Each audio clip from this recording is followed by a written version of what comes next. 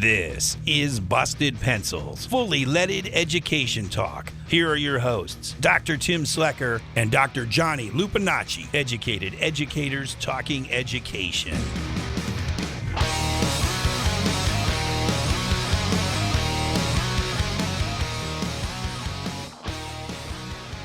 Welcome to Busted Pencils, classes in session, fully leaded education talk, educated educators talking education. Johnny Lupinacci, so good to see you, my friend. How are you? Doing all right. You know, it's the fall. It's busiest time of the year for us teachers and coaches and everything. It seems like fall, everything speeds up to that like 5x, whatever the normal time is. So, but I'm happy to be here with you, Tim, and so excited about our conversation today because we've been talking so much about, AI, about all the different tools in our classrooms and the different things. But tonight's conversation or today's conversation is going to be a real special one because there's just so much topics going on, Tim. So much. And we say our guest right now, he had, I'll pitch it out there. Great article, Washington Monthly, Why Professors Can't Teach. He's a professor, historian, and fierce critic of higher education's misplaced priorities. He's spent his career exposing the flaws in how universities value research over teaching and pushing for real change in the classroom. From his groundbreaking work on college teaching to his bold calls for reform, he's not afraid to shake up the status quo. Let's just welcome to Busted Pencils, Jonathan Zimmerman. Jonathan, or John, as you keep telling us to say. John, how are you? I'm good. Thanks for having me. Why Professors Can't Teach. Okay, this is the article that just came out here, last month. But you've been writing about this. In fact, your book, The Amateur Hour. What is it about? Why are you attacking college professors for their teaching? They're awesome. Come on. I'm Dr. Tim Slecker, Dr. Johnny Lupinacci. We know we can teach by the fact that you call us doctor. You guys rock. Yeah. Look, I should tell you that, and I'm sure both of you have experienced this, we don't choose our headlines. And Why Professors Can't Teach was not my choice, because if there are a million or so professors, to say that they can or can't teach doesn't make a lot of sense, right? They're great professors in the classroom. They're terrible ones, and most of us are somewhere in between. My point wasn't that we all suck or we're all great. It was that, to the title of my book, The Amateur Hour, we haven't actually professionalized the teaching function. That is, for research, we have a set of professional canons that we use to judge each other. They're not perfect, by the way, because no set of professional canons are, but we're not going to jettison them and just say, okay, all research is created equal. Mm-hmm. That's really what we do with teaching. We don't actually have norms for what good teaching is, and we don't have systems to enforce them. That's why it's the amateur hour, right? Not because we're all bad or we're all good. Let's remember the best gymnast in my youth was Nadia Comaneci, and she was an amateur because back then professionals couldn't be in the Olympics. Mm-hmm. So it's not about whether professors can or can't teach. It's about the systems that we've created or not around teaching.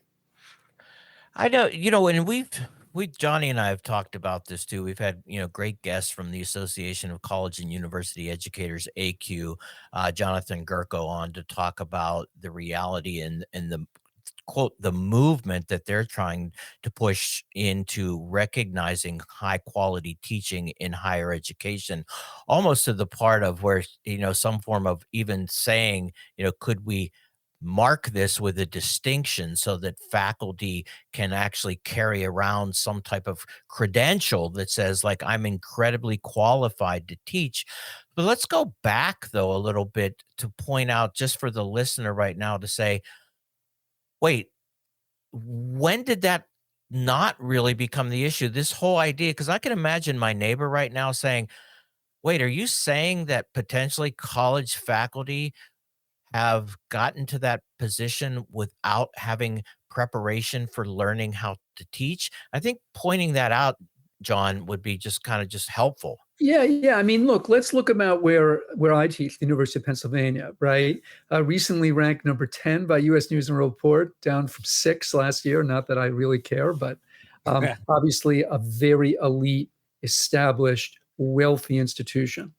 So to be a professor at the University of Pennsylvania, you have to show that you are a world-class researcher. All right.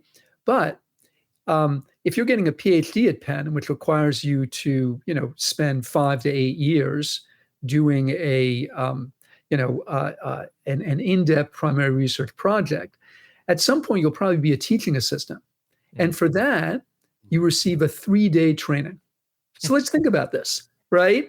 So to get a PhD, you have to engage in years and years of close training, supervised by your directors, and you have to demonstrate that you have something original and new to say, right? And to enter a classroom at Penn, you get 3 days. Now, let me tell you, 3 days is better than 0 days, which is what some people receive. But that speaks to exactly the problem, right? The reason I am at Penn has nothing to do with my aptitude as a teacher. I may be a great teacher and I may be a terrible one. I'm probably somewhere in between because most of us are. But that was entirely irrelevant to my being hired at Penn. Also, let me emphasize, I'm entering my 8th year. I taught at NYU for 20 years before getting here. And I've never had somebody observe me in the classroom in a supervisory capacity. I have had administrators in my classroom, but that's because I invited them to talk about subject A or B. I've never had somebody come in and observe me with an eye to evaluating my teaching. What does that tell you? It tells you that we don't place an institutional premium on it. Yeah, this is great, Jonathan. And just for our listeners, if you're catching this or you're like, wait, who we have here? We have Jonathan Zimmerman talking about the importance of teachers in college learning to teach, which is what we know by and large, not often happening. And I love your clarification, Jonathan. You were saying about, it's so common. This is not just a blanket statement about like, hey, professors out there can't teach. There are so many. I like how you said that fall on that. They're pretty good at it. Yeah. But it's by happenstance. It's by experience. It's often by trial and error. It's by seeking that out on your own. And in the system that exists by and large, and thank you for sharing that with our listener. Listener, if you want to ask a question, you can always drop a call into the mailbag, 608-557-8577. Say something, leave a comment, or ask a question. And, Tim and Johnny will get to it. And we like that you listen and that you provide your feedback as well. But Jonathan was saying a really important part. As a college professor, I've been teaching in the university setting now for, I think this is my 25th year. It's my 25th anniversary. Not at the institution I'm at. I think going on year 11 there. But by and large, working with my peers to get better at teaching is highly unrewarded. It's something that like maybe I do because, hey, I come out of education. I'm a high school teacher and I can pretty much tell my students aren't quite learning, or they are, and they're not learning what they could from me. They're learning in other ways. They're going out to resources on the internet. They're being students, but they're not learning in an engaged, active way in my classroom. Or this has often happened in my teaching career. The demographic has shifted a bunch. Who's going to college has changed in a really exciting way. And so I always say you kind of fall on one side or the other. You're either falling on the side that says, hey, the demographic's changing and this is a problem. That's not us here today or most of our listeners. Or you're saying, hey, the demographic has changed and this is interesting and I need to get better at my craft because the game is changing a bit. And so this is an exciting conversation to have because there are places where you can go to learn to teach in college. And it's something we all have to do from time to time, spend some time honing our craft and staying caught up. So I love this conversation, Jonathan. Tim, I think we have so much more to talk about here, but Jonathan, talk to us a little bit more about this. For a lot of our listeners, they're like, wait, you mean there's a lot of professors who aren't that good at teaching? Sure. I mean, and why would it be otherwise when you think about it, right? If what you're doing is ranking and evaluating and hiring people based on how much they publish, why would we expect the outcome to be different? If you happen to be a good teacher, people will admire you for that. But it's not going to advance your career. So I think it's unfortunate, but it's also overdetermined, like the professors would say. That is, in its own horrible way, it makes perfect sense. Let me just say two things, though, picking up on what Johnny said. My book ends really in the early aughts and before this organization called ACUE, the Association of College and University Educators. And I know you've had Jonathan Gorko, the very able and imaginative director of that and founder, on here. I think they're moving in exactly the right direction because not only are they trying to provide training for professors in how to teach, but they're also trying to credentialize it, right? That is, they're trying to create a world in which, having received an ACUE training and having shown that your instruction is improved as a function of the ACUE training, that becomes a benefit to you. That becomes a CV maker. Because one of the themes of my own book, which is a history of college teaching, is that moral suasion is not going to cut it. Like just saying, God, this really sucks and it should be different. That doesn't make it, right? I think people need skin in the game. And I think Jonathan and ACUE are going in exactly the right direction. Let me also say that in some ways, I misspoke when I said we don't have systems for evaluating teaching. There's one that hasn't come up yet, which is student evaluations, that is student reports about courses. And I just want to say, because I'm sure some of the listeners are interested in this as well, I'm a big supporter of student evaluations, and I also think they're not enough. Right. So I think there are important things that they can tell us, and we should ask students about them. To take some obvious examples, does the professor return work in a timely fashion? Right. It turns out that's a very important thing for people's learning, and we all remember that, right? If you get something back soon, you learn more from the comments than if it comes back 2 months later and you haven't thought about it in the interim. Does the professor make herself or himself available outside of class? Also very important for people's learning, and also something the students, as in the first case, do they return work in a timely way? Students very good at judging. Is the teacher an effective instructor? Or did I learn a lot from this class? Turns out that the students are very poor judges of that. Right. We need professional systems to judge that. When I wrote my history of college teaching, I did not submit it to a group of college freshmen to determine whether it had something important to say. I submitted it to fellow specialists in my field. So of course we need student evaluations, but I would argue that they're a necessary and not a sufficient factor. We do need them, but we also need something on top of them, which is peer review. Yeah, that peer review process, you just made me think of so many different examples going through. As Johnny said, his 25 years, my close to 30 years in higher education, and even the reality that Johnny and I both do come out of, quote, that education background where we were teachers. But even that, though, Jonathan, and I want to, I got a couple things in my mind, so I'm going to keep them going. But even the fact that, and I bet Johnny will agree with me too, there was an assumption, even in my getting my PhD, where I got my PhD at the University of Maryland, College Park, in the College of Education. I didn't ever have, as you said, a preparation in teaching at the higher education level. It wasn't something that was done. It was probably more from the College of Education assumed, because you people used to be teachers. Obviously, going over this teaching thing is not something we need to do. And at the time, I didn't even see it as a potential drawback to my preparation, because I was being prepared to go out and, yes, do research, but I was being prepared also to be an educator. And I just think about that, my own experience, that even in a College of Education, getting a PhD, the preparation wasn't focused on whether or not I could then be a good teacher. It was assumed. And that is a problem too. So, Jonathan, if you want to comment on that. Well, I mean, I would just say that I think many people at ed schools have had the same experience. And I think part of the reason, if we're talking about ed schools, is that ed schools have lower status in most research universities because they're associated with the K through 12 realm. Right. So it may well be that this was quite deliberate on the part of your mentors, right? Because if they were to emphasize your training as a college teacher, they would be reinforcing a kind of stigma, right? Yeah, absolutely. In fact, I'm We're thinking becoming researchers here now. This is serious business, that's right? exactly yeah, that's exactly right. I could see it right now that and I won't mention any of their names because they were awesome researchers at the University of Maryland. Yeah. But Johnny, you're nodding your head too on that. I'm thinking of the people that were my trainers, my mentors, the people that my dissertation committee. They were very conscious on that campus that they needed to every day propel this position of status that we are PhD researchers on this campus.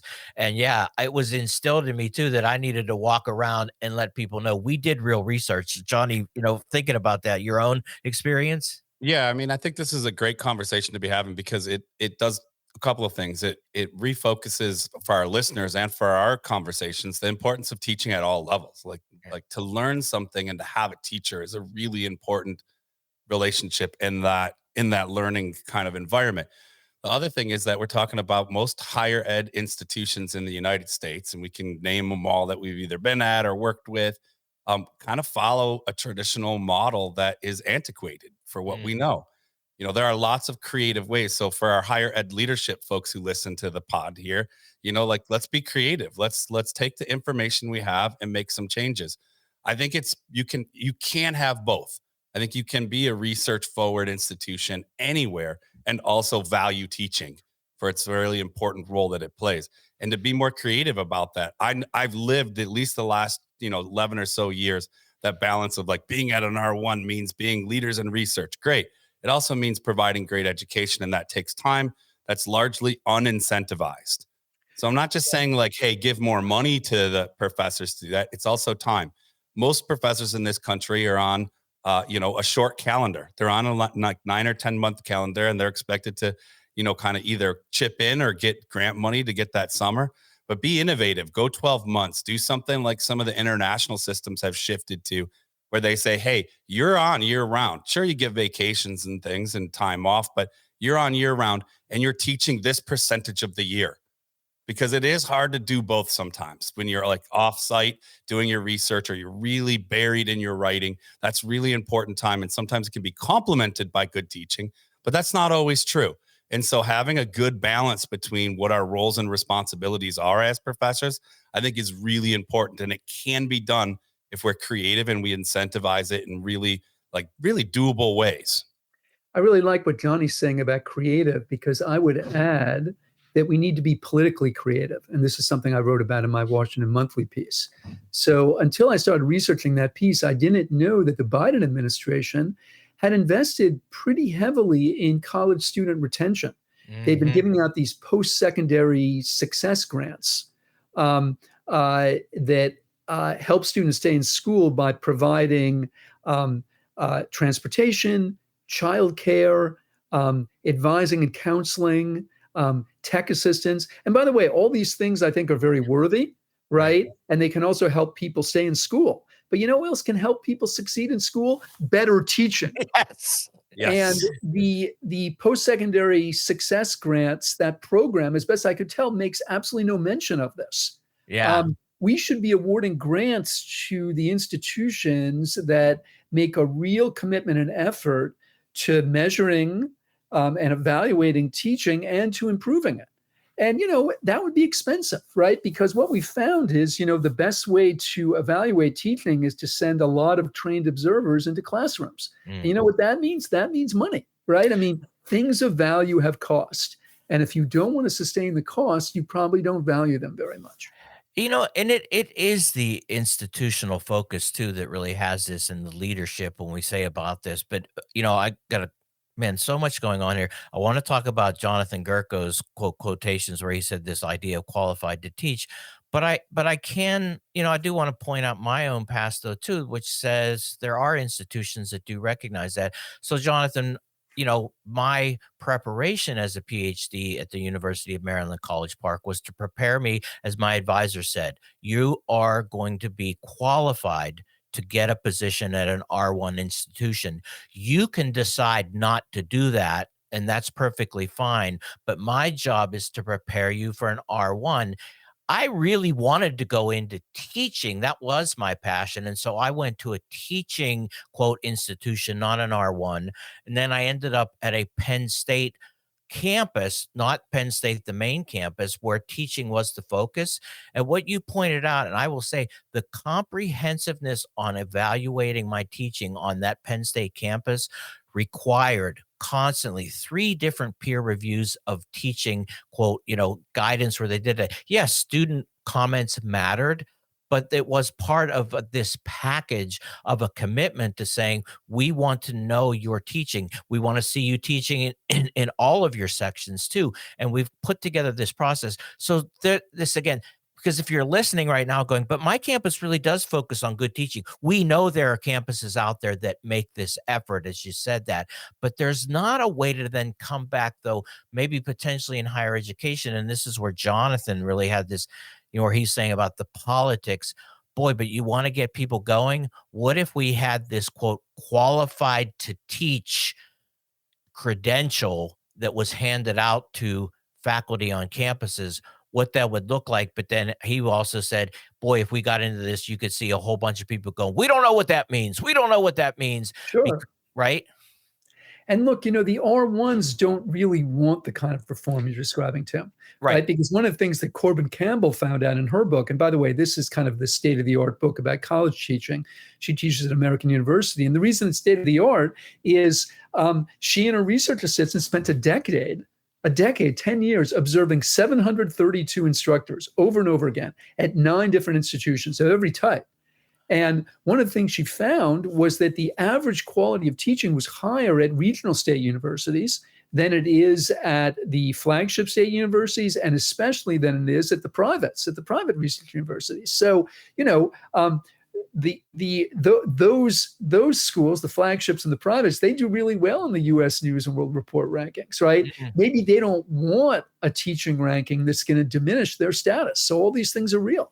Yeah, that ranking system, though, too, as you point out, it can really, what do we value? And we know that particularly the U.S. News and World Report ranking quality teaching, no, it's still research dollars. And we realize that. I guess, though, too, when we're talking about this, the reality that some institutions to own that, being a great teaching institution, this is where I like ACUE, quote, as they say, creating a movement. And in fact, they do have a credential now that allows people to claim an expertise in teaching. And the point now, too, is how do we get institutions to even say very transparently and pointedly, we believe in really great teaching too. We're going to ask that all of our future faculty go through the ACUE process to get that credential so that we can have a common understanding about what it means to be qualified to teach on higher education campuses. Yeah, well, again, I think this is really a political problem. It's not an educational one, right? And I think, to go back to what I was saying about the federal government, I think that the federal government should be incentivizing schools that do that, right?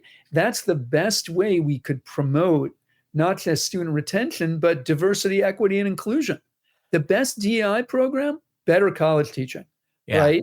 Because people who have less advantage are more likely to wash out in the presence of bad teachers. Somebody that a really, really good high school education, they can get something out of a badly taught class, right? But somebody with a poor high school education can't, not nearly as much. So the best DEI program would be better college teaching. But to your question, Tim, how do you incentivize that? I think the feds have a role here. Look, they're already incentivizing providing childcare and providing technical assistance, right, to students. Why can't they do this? Well, what we're talking about, would cost more. There is no question about that. And so that's where we get into the politics. How much do we value it? Well, it is. Politics, priorities, how much do we value it? And as you said, recognizing that retention, let's go back to that metric, right? Because there is a reason that, yes, retention and graduation and completion, we know matters, and we know it makes a difference in students' lives. And we know that there are, as you said, there are these other things such as, having a campus that understands your culture, even diversity, equity, and inclusion. aspects that really try to say, look, we see you, we recognize you, we want you to complete. But as you point out, though, too, one of the best retention, and this is where AQ and Jonathan Gerko pointed out, actually the research, there's solid research that says you want to increase retention, increase quality teaching, and that will give it to you. So the Fed has a research leg to stand on to say, here's why we're incentivizing this. And in fact, we're going to say, here is money through the Department of Education, right? Right. And look, I think this is one of the smartest things that Jonathan and AQ have done, which is invest in research showing the real material benefits of this stuff. My grandfather came out of a socialist tradition, and he used to say, change starts from the stomach. Right? So if you want to change the world, leave aside all this highfalutin abstraction about this and that, and just explain to somebody how whatever you want is going to be in their self-interest. Right? Change starts from the stomach. And I do think it would be in the self-interest of our campuses to have better teaching, because they'll retain more students. And that's the lifeblood. Tuition is the lifeblood of the American university. Tuition's the lifeblood. And then you point out, though, then too, right now, higher education doesn't necessarily have a great public perception. Whether that's truly earned or not, we could point this out. But boy, if you want to change that perception around, because we do know that parents and families make a large investment going into lots of debt to create this college opportunity for their children.